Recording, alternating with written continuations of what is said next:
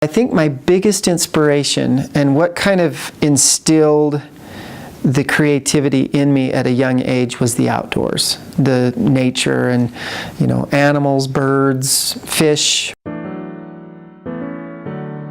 To just stare and study and look at a bird's beautiful feathers, leaves, snow, fish scales, whatever it may be, I would just marvel at it.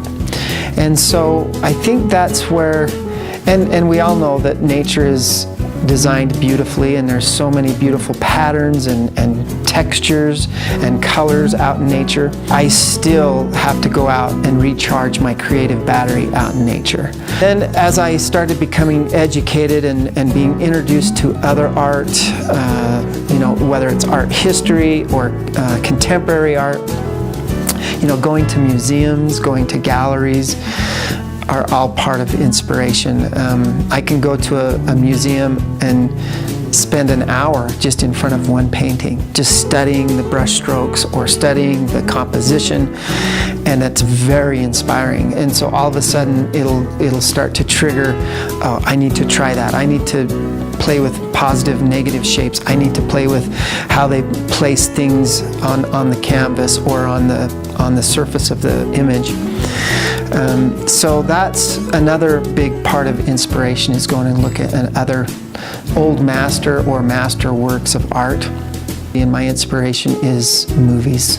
I love movies. I love how, artwork, old master artwork, what you see in museums is two-dimensional, and you sit there and let your imagination play with the imagery, and you can be creative that way.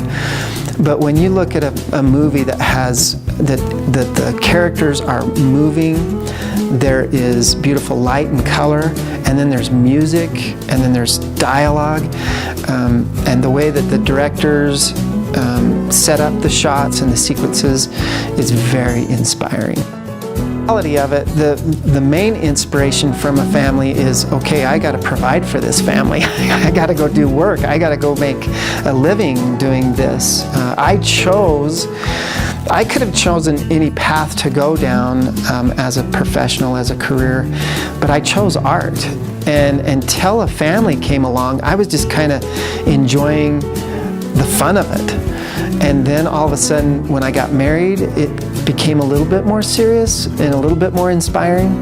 But when my first child came along, I remember sitting in the hospital, and the nurse handed me this little baby, and I remember looking at it going, okay, I have to provide for this little baby.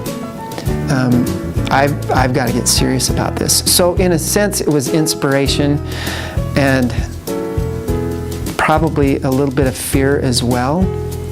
And then another baby came along, and then another baby came along, and that's when I knew that this just wasn't for fun anymore. It is art, doing artwork is fun, but it gets really serious when you have a family. And then you have to balance your time, because art takes a lot of time, and if you don't understand how to balance time and how to balance your priorities, the family would, if you weren't careful, would take second best, and they would suffer for it. So it was an inspiration of, yeah, I need to do great artwork, and I need to do wonderful artwork, and I need to make money doing it, but I also need to understand that my family takes priority, and nothing's more important. Not even the most beautiful piece of art is more important than your family.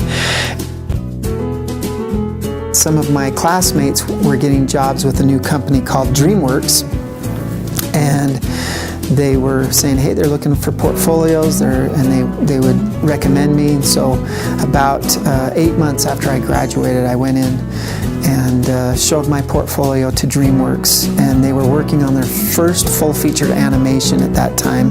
This was about 1996, and they were working on Prince of Egypt. And that lasted for about probably around 13 months.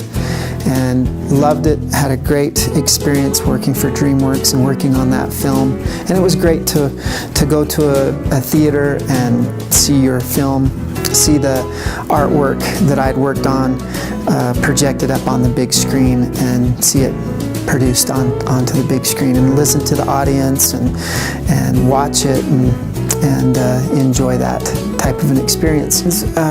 One of the biggest challenges is that time is money in that industry, and so if they would give you a 1 week deadline or a 2 week deadline, and the painting or the illustration was pretty complex, you had to work really hard to meet those deadlines, because if you didn't meet those deadlines, it set back the whole schedule, and it was burning a lot of money. So that was challenging and sometimes frustrating, because sometimes you just couldn't get the artwork to look the way it should have, and you'd have to redo it and redo it and redo it and still try to hit the deadline.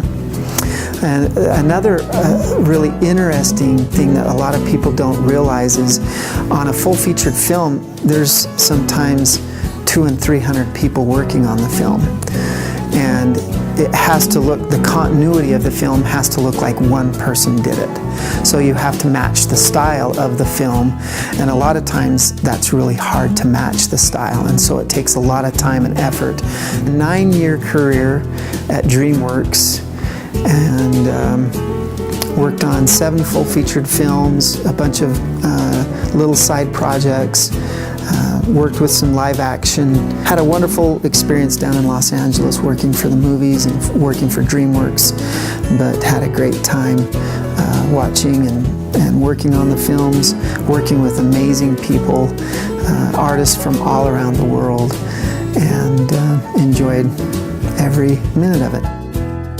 It was inspiring to learn how to balance all of those things as an artist and as a father, as a husband.